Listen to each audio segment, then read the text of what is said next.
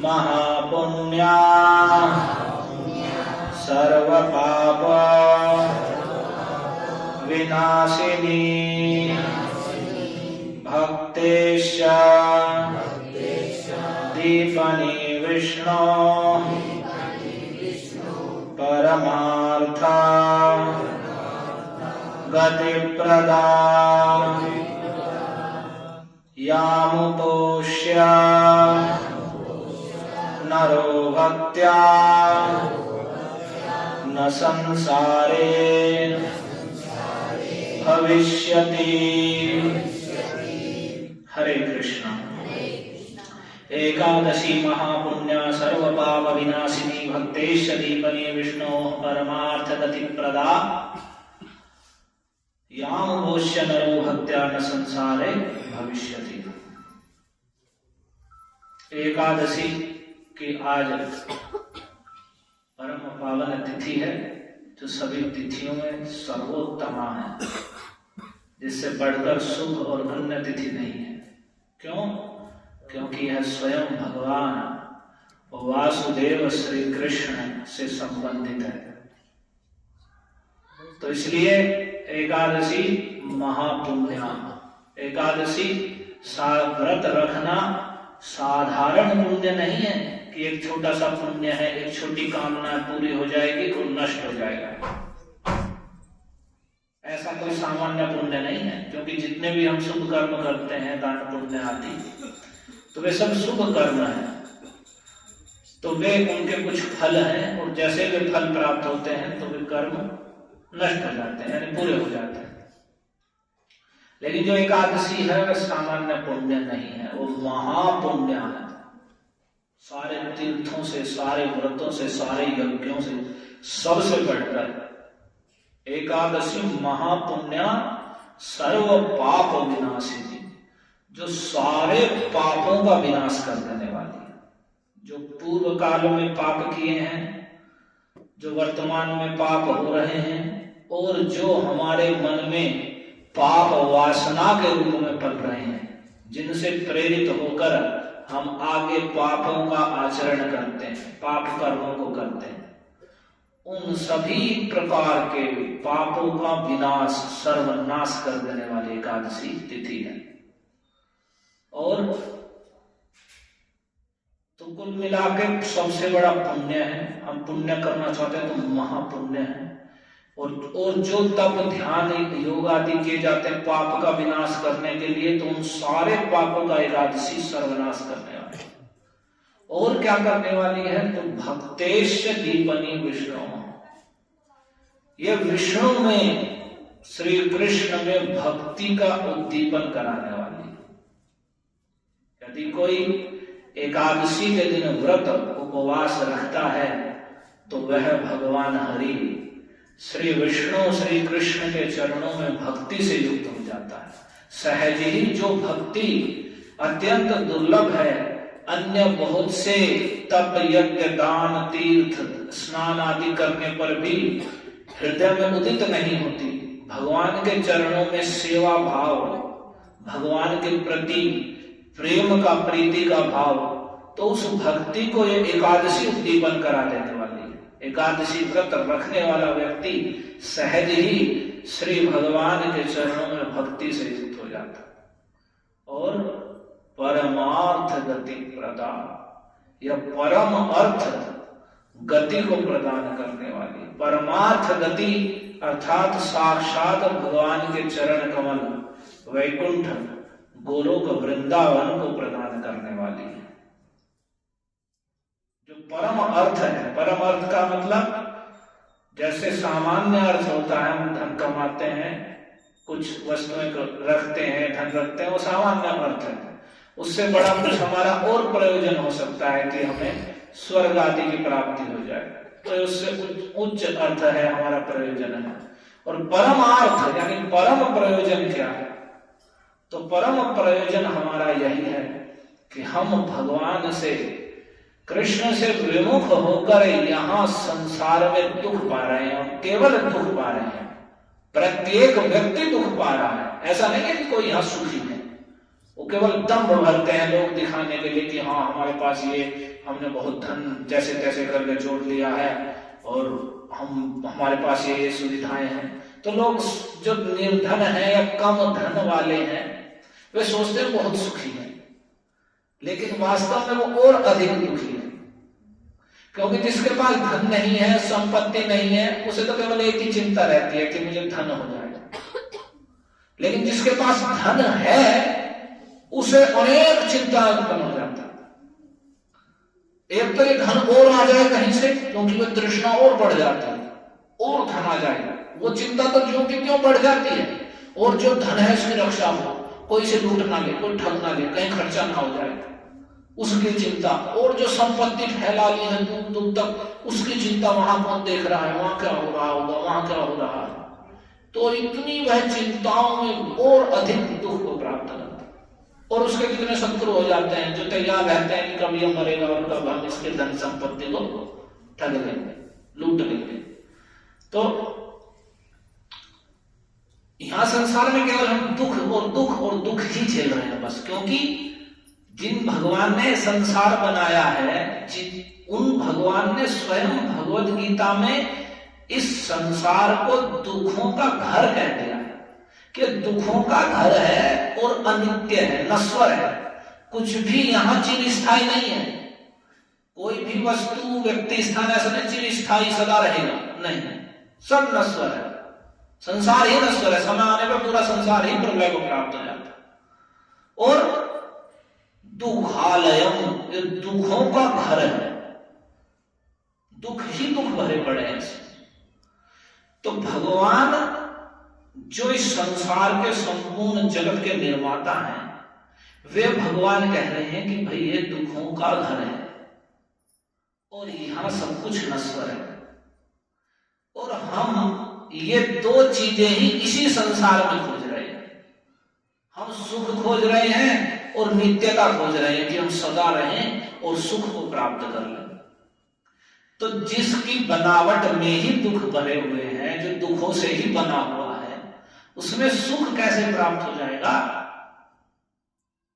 अगर कह दिया गया कि यहाँ केवल रेगिस्तान है, बस रेत ही रेत है, तपती हुई बालू है और कुछ नहीं है, और उसमें हम जल ढूंढने लगे कि नहीं हम तो जल पीना है, इसमें ही जल पिएंगे, तो हम ऐसे दौड़ते रहेंगे कि वो धूप पड़ेगी और दूर रेत, जलता हुआ रेत दूर से हमें जल जैसा दिखाई पड़ेगा और हम सोचेंगे वहां जल मिलेगा, और हम दौड़ के जाते हैं तो वहां जल नहीं मिलता, बल्कि और अधिक तपती हुई रेत बालू को वहां प्राप्त होती है।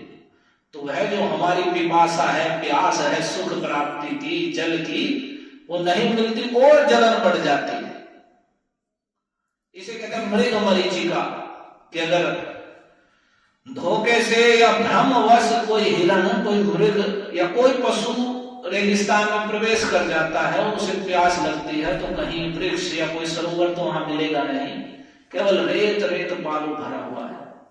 तो उसमें वह उस तपती दोपहर में सोचता है कि वहां जल भर रहा है, देखो वहां सरोवर दिख रहा है। वो सूरज से दिखता है ना ऐसा, गर्मी में सड़क पे भी दूर ऐसा लगता है पानी भरा हुआ, लेकिन वहां होता कुछ भी नहीं है। तो वैसे ही वो मृग सोचता है कि हाँ हाँ हाँ वहां जल है। तो एक तो प्यास लगी है, पहले से ही गर्मी में तप रहा है, जल रहा है, और वह दौड़ लगाता है, और दौड़ लगाते लगाते जब उस स्थान पर पहुंचता है तो कुछ नहीं मिलता, ना जल मिलता ना कुछ मिलता, बल्कि और जो प्यास थी और परिश्रम था और बढ़ जाने के कारण और पीड़ा की प्राप्ति होती। तो वैसी स्थिति हमारी है बिल्कुल। ऐसे ही हम संसार में लगे हुए हैं, तो वहां सुख मिलेगा, वहां सुख मिलेगा।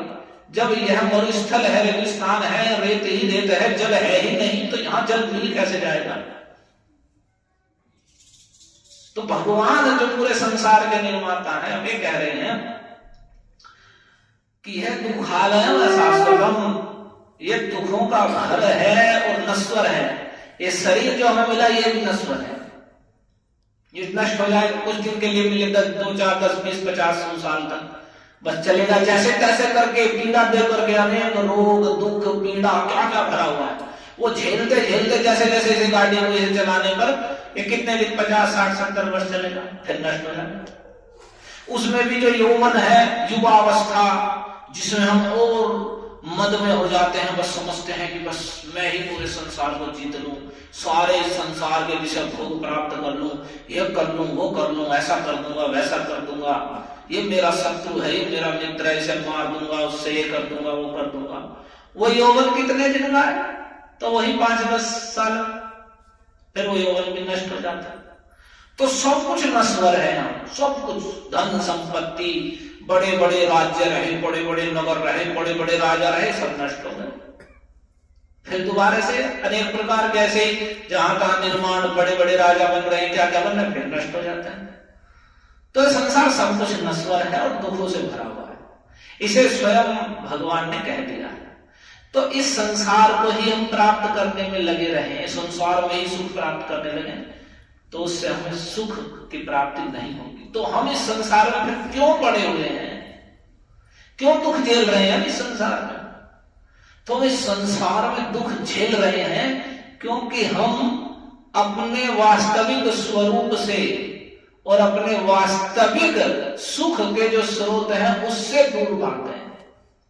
हम अपने स्वरूप को भूल चुके हैं कि हम एक जीवात्मा हैं, हम अपने को शरीर माने हुए पड़े हैं। ये शरीर प्राप्त हुआ है और माया के मोह से अपने शरीर को मैं मान लिया है कि बस मैं ये शरीर हूं, और इस शरीर को ही खिलाना पिलाना पोषण करना, सब कुछ इस शरीर को करना ही, बस यही मेरा धर्म है। तो और ऐसा सोचकर के हम इस शरीर के लिए ही, शरीर को सुखी करने के लिए शरीर को ही कष्ट देते रहते हैं। हम सबका उद्देश्य क्या है? घर मकान बनाया, दिन रात काम कर रहे हैं शरीर को सुखी करने के लिए, और शरीर को ही कष्ट देते रहते हैं। शरीर को कष्ट देकर शरीर को सुखी करना चाहते हैं, वो कभी सुख प्राप्त नहीं होता, बल्कि कष्ट ही कष्ट मिलते रहते हैं। और ये जो सुख मिलते हैं वे भी परिणाम में और कष्टकारी हो जाते हैं। जैसे किसी व्यक्ति सुख क्या समझते हैं कि बस कुछ करना ना पड़े, बस हम पड़े रहें और वहीं खाने को मिल जाए, वहीं सब कुछ प्राप्त हो जाए, बस इसे तो सुख समझते हैं कि बस कुछ भी ना करना पड़े, सारी भोग सुख सुविधा वहीं प्राप्त हो जाए पड़े पड़े। तो जब आप पड़े पड़े जब रोग उत्पन्न हो जाते हैं शरीर में, तो फिर कहते हैं नहीं नहीं यहाँ सुख नहीं है, निकलो निकलो बाहर निकलो, व्यायाम करो, कसरत करो, टहलने जाओ, वजन घटाओ, ये करो वो करो, काम करो, शरीर से परिश्रम करना चाहिए, फिर वो करते। तो कुल मिला के सुखों को नहीं है, बस हमें दौड़ रहे हैं, ऐसे नहीं ऐसे करो वहां सुख मिलेगा, वहां जाते वहां कुछ नहीं मिलता, और वहां दिख रहा है वो व्यक्ति के पास ऐसे ये चीज है वो सुखी होगा, फिर वहां दौड़ते तो वहां भी कुछ नहीं है। और ऐसे पूरा जीवन इसे तोड़ने में लगे रहते हैं, और जिस शरीर के लिए लगे रहते हैं वो शरीर यही रह जाता है, जिस शरीर के लिए लगे रहते हैं वो शरीर रह जाता है यही। और फिर जो हम है, हमारा जो स्वरूप है जीवात्मा, जो हम भगवान के अंश स्वरूप है, विभिन्न अंश हैं, भगवान के सेवक हैं, वो जीवात्मा फिर वे शरीर रह जाता है यही, लेकिन उन कर्मों को ढोकर के वो फिर अगला शरीर प्राप्त कर लेता है, फिर अगले शरीर में फिर ऐसे भटकता है, और ये क्रम चलता रहता है। जन्म लेना, दुख कष्ट भोगना, फिर मृत्यु को प्राप्त होना, फिर दूसरा शरीर प्राप्त करना, फिर दूसरे शरीर में फिर दुख क्लेश कष्ट भोगना, फिर मरना, फिर दूसरा शरीर प्राप्त करना। इसे कहते हैं जन्म मृत्यु का चक्र, और इसमें हम पड़े हुए हैं सब। वही जैसे चक्र होता है ना, घूम करके, चक्र का मतलब पहिया, वो घूम एक ही चीज घूम घूम करके दोबारा आते रहते हैं, और कुछ नया नहीं आता, कोई घूम करके वैसे ही वापस आ रहा है। तो वैसे हम वही जन्म लेना, रोग दुख बुढ़ापा आदि कष्टों को भोगना और मृत्यु को प्राप्त हो जाना, फिर अगला शरीर प्राप्त करेंगे, फिर वैसे ही वो जन्म हुआ उसमें, फिर उसमें मैली बुद्धि हुई शरीर में, उसमें अनेक रोग दुख कष्ट पीड़ाएं झेल करके फिर मृत्यु को प्राप्त हो जाना, और बस ऐसे ही चलता है। तो हमारा परम अर्थ क्या है?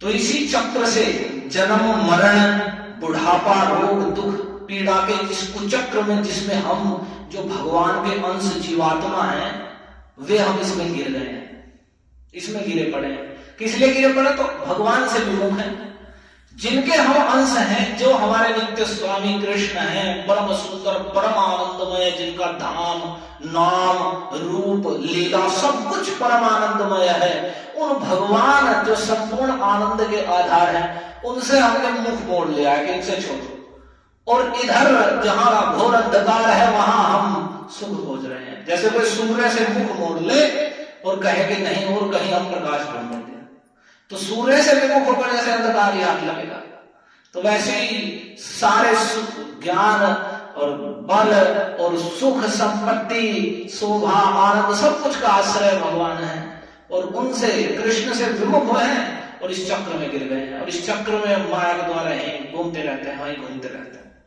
तो इससे निकलना हमारा परम अर्थ है कि हम इससे निकले और जो हमारा वास्तविक स्वरूप है, आनंदमय स्वरूप है जीवात्मा का, भगवान के धाम वैकुंठ में वृंदावन में उनके सेवक के रूप में, उनके बाल बाल सखा गोप गोपियों के रूप में उनकी सेवा करना, वो हमारा वास्तविक स्वरूप है, उसे हम लाभ करें।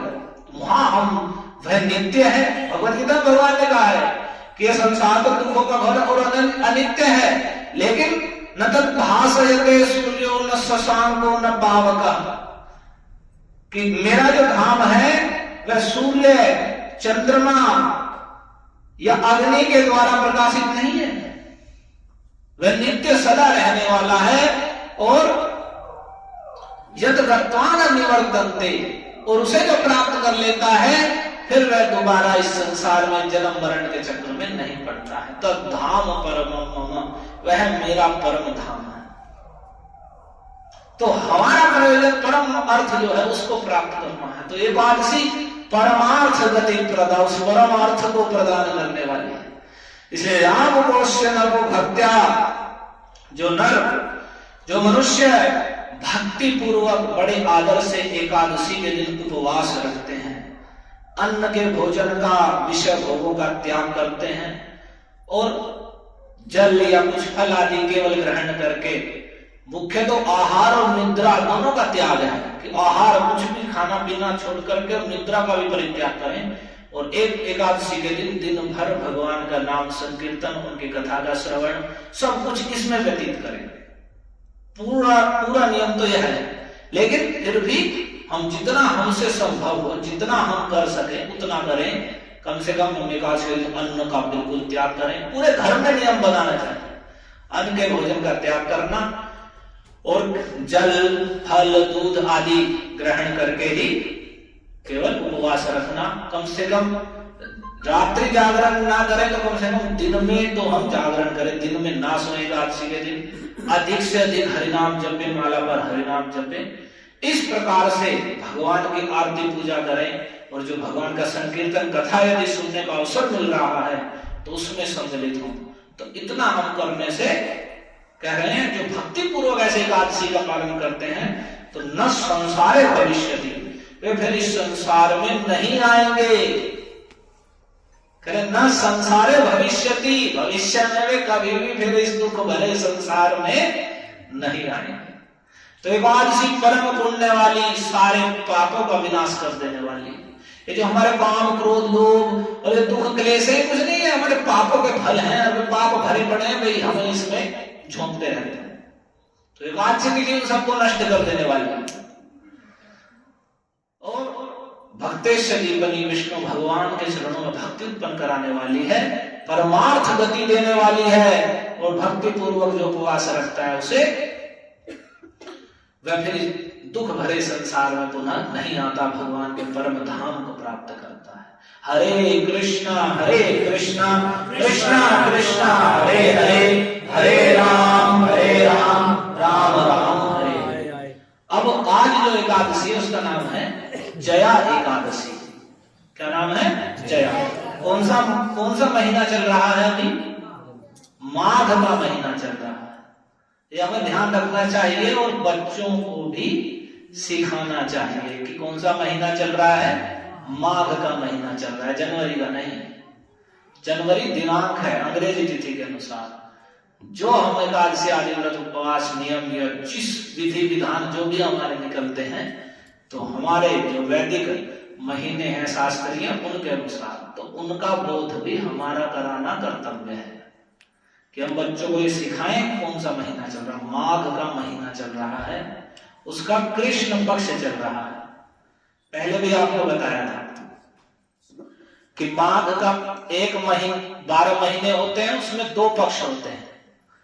एक कृष्ण पक्ष जिसमें काली रात्रि होती है, और एक शुक्ल पक्ष तो अभी शुक्ल चल रहा है, कृष्ण पक्ष नहीं, अभी शुक्ल पक्ष चल रहा है, चांदनी रात 15 दिन की। तो कृष्ण पक्ष शुक्ल पक्ष क्या है?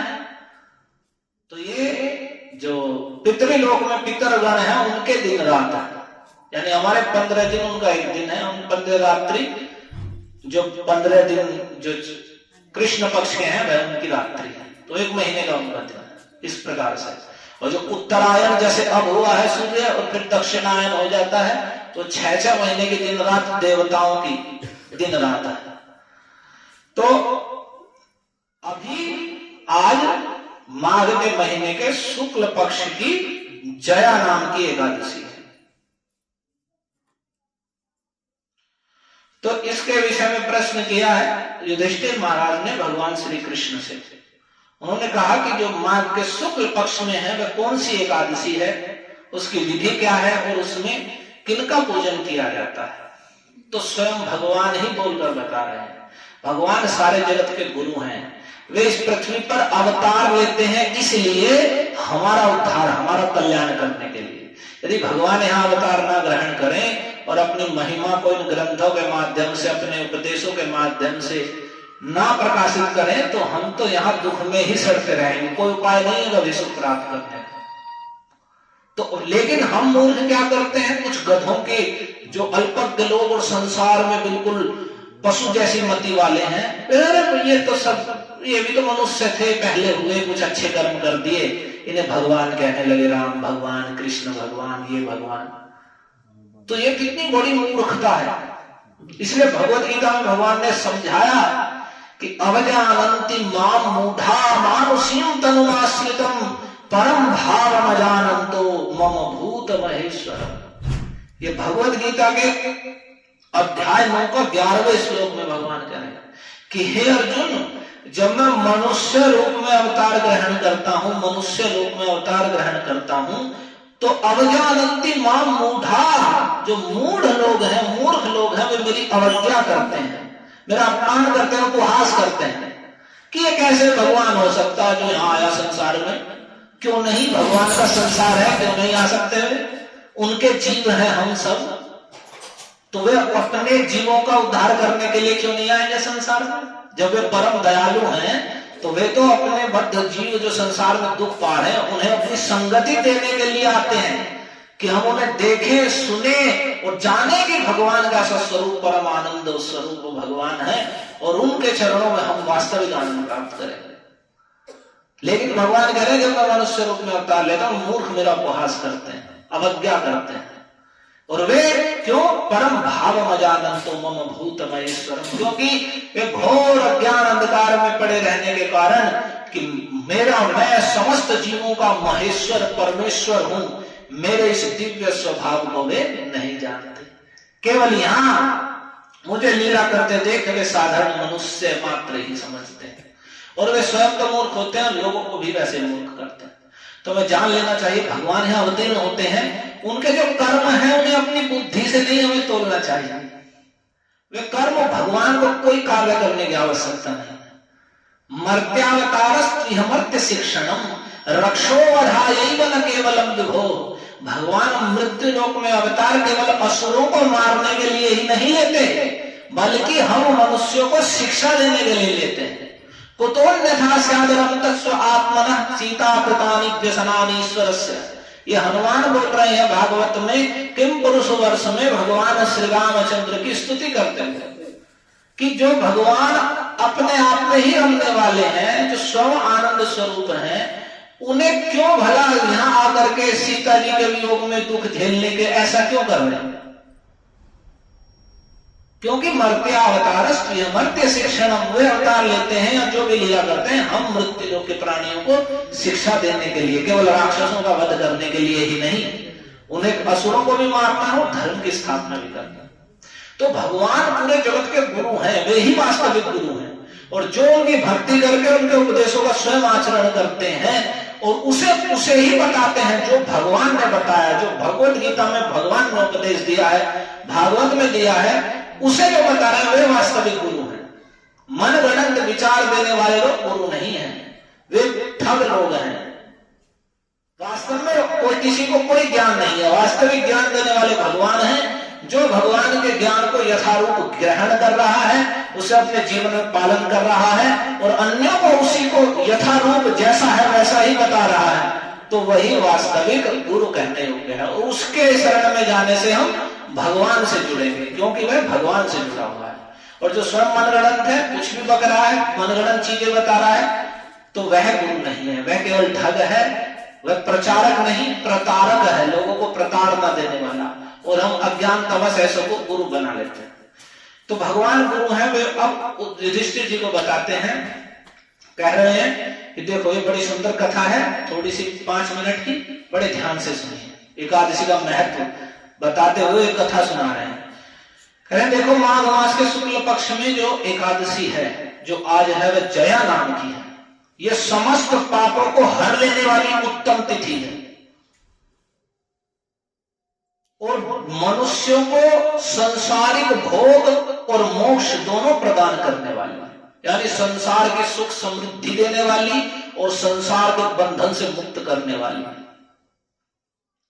इतना ही नहीं, ये ब्रह्म हत्या जैसे पाप तथा पिशाचत्व, पिशाच योनि में जो प्राप्ति हो जाती है, उसका भी नाश करने वाली है। ब्रह्म हत्या जैसे पापों को नष्ट कर देने वाली है और पिशाचत्व, पिशाच योनि को कोई प्राप्त होगा उसको भी उससे मुक्त कर देने वाली है। जो इसका व्रत करते हैं, आज जो एकादशी है, ऐसे मनुष्यों को कभी भी प्रेत योनि में जाना नहीं पड़ता। इसलिए हे राजन, प्रयत्न पूर्वक जया नाम की एकादशी का व्रत पालन करना चाहिए। अब एक उदाहरण दे रहे हैं, इसमें कथा सुना रहे हैं। कह रहे एक समय की बात है, ध्यान से सुनिए। स्वर्ग में देवराज इंद्र राज्य करते हैं। स्वर्ग में देवराज इंद्र राज्य करते थे, तो वहां जो स्वर्ग में वो भुवन है जिसका नाम है नंदनवन। तो नंदनवन में नंदन कानन, जिसमें देवता लोग विहार करते हैं, उसमें अनेक प्रकार के दिव्य पुष्प, दिव्य वृक्ष हैं। तो वो बड़े सुंदर सुंदर, जिनके जो पुष्पों की सुगंध है, वे पुष्प कभी मुरझाते नहीं है, ऐसे ही खिले रहते हैं, वर्ष भर तक भी खिले रहते हैं, ऐसे ही हाथ में भी ले लेते हैं। तो ऐसे पारिजात के वृक्षों से भरे हुए नंदनवन में वे विहार कर रहे थे। विहार का मतलब भ्रमण कर रहे थे, जिसमें अनेक गंधर्व, अप्सराएं आदि भी उनके साथ वहां विहार कर रहे थे और सभी बड़े हर्ष के साथ नृत्य का आयोजन करने लगे। यानी देवराज इंद्र विहार कर रहे थे, तो उनको प्रसन्न करने के लिए जितने भी गंधर्व और अप्सराएं थे, उन्होंने नृत्य का आयोजन किया कि नृत्य गीत करते हैं कुछ, यानी संगीत आदि का आयोजन, और इसमें नृत्य किया जाएगा। तो उसमें जो गंधर्व गान कर रहे थे, उसमें 3 गंधर्व प्रधान थे, जिनमें पुष्पदंत, चित्रसेन और उसका पुत्र, ये 3 मुख्य गंधर्व थे जो सुंदर वाणी में गा रहे थे। और चित्रसेन की जो स्त्री थी, उसका नाम मालिनी था। जो इसमें दूसरा गंधर्व बताया चित्रसेन, उसकी मालिनी नाम की पत्नी थी। और मालिनी के एक कन्या उत्पन्न हुई जो पुष्पवंती के नाम से विख्यात थी। यानी चित्रसेन गंधर्व की पुत्री थी पुष्पवंती। और पुष्पदंत गंधर्व जो था, उसका एक पुत्र था जिसका नाम था माल्यवान। पुष्पदंत नाम का जो गंधर्व, उसके पुत्र का नाम माल्यवान। तो पुष्पदंत के पुत्र का नाम माल्यवान और चित्रसेन की पुत्री पुष्पवंती। तो माल्यवान और पुष्पवंती परस्पर एक दूसरे पर मोहित थे। तो उस समय जब वहां नृत्य और संगीत का कार्यक्रम हो रहा था, तो ये दोनों भी वहां पर आए थे। तो जब ये वहां पर आए थे, तो इन दोनों को भी गाने का अवसर आया, क्योंकि गंधर्व गाएंगे। तो जब गाने का अवसर आया, तो उस समय ये परस्पर एक दूसरे पर इतने मोहित थे कि इनका मन और बुद्धि एक दूसरे की ओर खिंच जा रही थी। और गाने में कभी स्वर भंग हो रहा था, कभी ताल टूट जा रही थी, कभी कुछ हो जा रहा था। अब देवराज इंद्र जो सारे देवताओं के राजा में बैठे हुए हैं, और यहाँ परस्पर एक दूसरे पर आकर्षित होने के कारण ये गान बान सब भूल जा रहे हैं, सब उल्टा पुल्टा गाना शुरू कर दिया। तो ऐसी अवस्था जब देखी इंद्र ने, तो उन्होंने इस प्रमाद पर विचार किया और उन्होंने समझा कि ये तो बहुत बड़ा अपमान है। तो वे कुपित हो गए और इन दोनों को शाप देते हुए बोले, अरे मूर्खों, तुम दोनों को धिक्कार है, तुम लोग बड़े पतित हो और मेरी आज्ञा भंग करने वाले हो। तुम एक तो बहुत गिरे हुए हो और मेरी आज्ञा को भंग करने वाले हो। तुम्हें गाने के लिए कहा गया तो तुम गाना ना कर करके, और गाया तुमसे नहीं जा रहा है और एक दूसरे पर ही आकर्षित हो रहे हो। तो इसलिए जाओ, मैं तुम्हें श्राप देता हूं, तुम पिशाच योनि को प्राप्त करो और दोनों के दोनों पिशाच और पिशाचिनी बनकर पति पत्नी के रूप में रहो। पिशाच योनि ये श्राप दे दिया, तुम दोनों यहाँ जो तुमने ये आज्ञा भंग की है, इस कारण से तुम दोनों पति पत्नी के रूप में रहते हुए पिशाच योनि को प्राप्त हो जाओ। तो इस प्रकार इंद्र के श्राप देने पर इन दोनों के मन में बड़ा दुख हुआ और वे वहां से हिमालय पर्वत पर चले गए और पिशाच योनि को पाकर भयंकर दुख भोगने लगे। जो प्रेत पिशाच योनि है, सुखकारी नहीं है, दुखकारी है, शरीर जलते रहते हैं। तो वहां पिशाच योनि को प्राप्त कर बड़े दुख झेलने लगे और शरीर अपने शारीरिक पातक से पीड़ित होकर के दोनों ही पर्वत की, महापर्वतों की गुफाओं में, कंदराओं में ऐसे ही विचरते रहते और दुख भोगते रहते। तो एक दिन पिशाच ने, वही जो माल्यवान था पिशाच के रूप में, उसने अपनी पत्नी पिशाची से कहा कि हमने कौन सा पाप किया है कि जो हमें पिशाच योनि प्राप्त हुई है। जैसे नरक का कष्ट अत्यंत भयंकर है, तो पिशाच योनि भी बहुत भयंकर दुख देने वाली है। जैसे नरक में भयंकर दुख प्राप्त होते हैं, वैसे पिशाच योनि भी वैसे ही दुख देने वाली है। तो हमें पूरा प्रयत्न करके इस पाप से बचना चाहिए, जिस पाप के कारण हमें पिशाच योनि प्राप्त हुई है। तो इस प्रकार से वे चिंतामग्न होकर दोनों के दोनों सोच रहे थे कैसे हम पिशाच योनि से मुक्त हों, और दुख भोग रहे थे। तो वे जो दुख के कारण वे सूखते जा रहे थे, बिल्कुल सूख गए थे, दैव योग से उन्हें यह तिथि प्राप्त हुई, माघ के शुक्ल पक्ष की जया नाम की एकादशी तिथि आई। जया नाम से विख्यात तिथि जो सभी तिथियों में उत्तम मानी जाती है। उस दिन उन दोनों ने सब प्रकार के आहार त्याग दिए। पिशाच योनि में देखिए, व्रत केवल लोग कहते हैं उसे रखना चाहिए, उसे नहीं रखना चाहिए, ये पिशाच योनि में भी एकादशी व्रत रखते हैं। तो पिशाच योनि में उन्होंने सब प्रकार के आहार त्याग दिए, जल का पान तक नहीं किया, जल भी नहीं पिया, किसी भी जीव की हिंसा नहीं की और यहां तक कि कोई फल भी नहीं खाया। इस प्रकार वे निरंतर दुख से युक्त होकर, पहले से ही दुख में थे और भोजन आदि छोड़ा तो शारीरिक कष्ट तो होता ही, तो ऐसे दुख से दुखी होकर वे पीपल के वृक्ष के समीप बैठे रहे, यानी पीपल के वृक्ष के नीचे बैठे रहे और उन्होंने वहां पर एकादशी के दिन पूरा खान पान सब कुछ छोड़ दिया। और वहां उन्हें सूर्यास्त हो गया, यानी सूरज छिप गया और उनके प्राण को लेने वाली, यानी पहले से ही सूखे हुए थे, भूखे थे और प्राण हरने वाली वह भयंकर रात उपस्थित हुई। उन्हें नींद तो आई ही नहीं और वे किसी भी प्रकार के सुख की अनुभूति नहीं कर सके, भूखे प्यासे पहले से थे। तो जैसे ही सूर्योदय हुआ तो उनका तो पूरा व्रत पालन हो गया।